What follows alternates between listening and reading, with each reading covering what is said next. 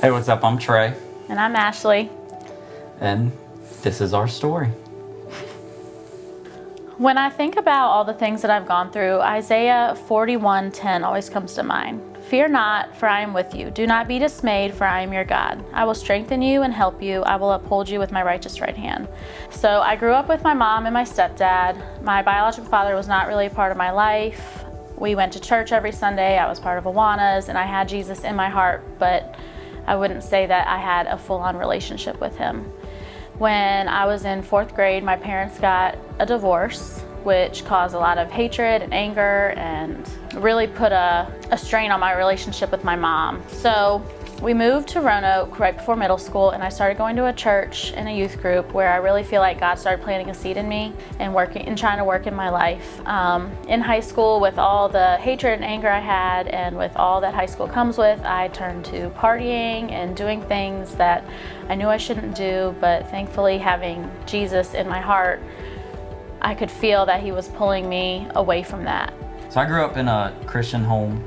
Both of my parents from a young age really instilled in my brother and I just Christian principle values. You know, they loved on us. They made sure that they not only taught us how to be, follow Jesus and be Christians, but how to be Christian men and, what it's like to lead a family. I remember when I was about, 13, I knew that at that point, I really needed to take it upon myself. They couldn't carry my faith any longer. I needed to carry it.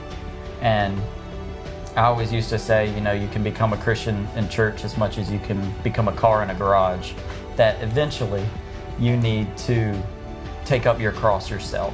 We went to a summer camp in high school, and that's where I feel like my relationship with God started. I feel like he was calling me out of the decisions I was making, and from that I started leading on Girls Christian Weekends, and I went to Liberty University, and I learned how to forgive, and me and my mom have a great relationship now.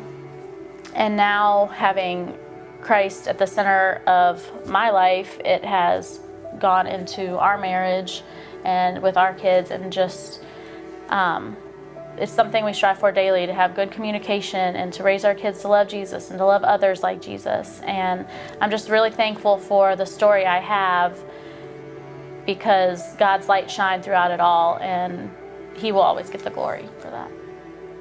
When I was about 17, my family was extremely close, and my uncle, who was one of a big pillar in my life, somebody who also invested in me a lot, passed away from a brain tumor. This was probably one of the hardest times in my life. It led to extreme doubt, questioning, anger, and a lot of bumps in the road came from that, from just pretty much walking and just turning away because I was just frustrated and angry and I didn't know why. And it's funny how God works, and how pulling me out of that through friends and just time and pursuing me, that my career now is I treat cancer patients. So what was the darkest time in my life is what God was grooming me to be for people. Now, being a father, being a husband, we've known each other for probably half of my life, and just being able to be married to my best friend is really just the best thing ever. Stop.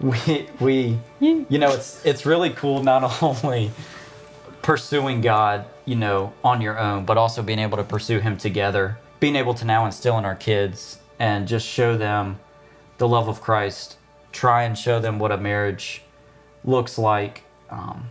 It's just evident that God has really had a hand in both of our lives.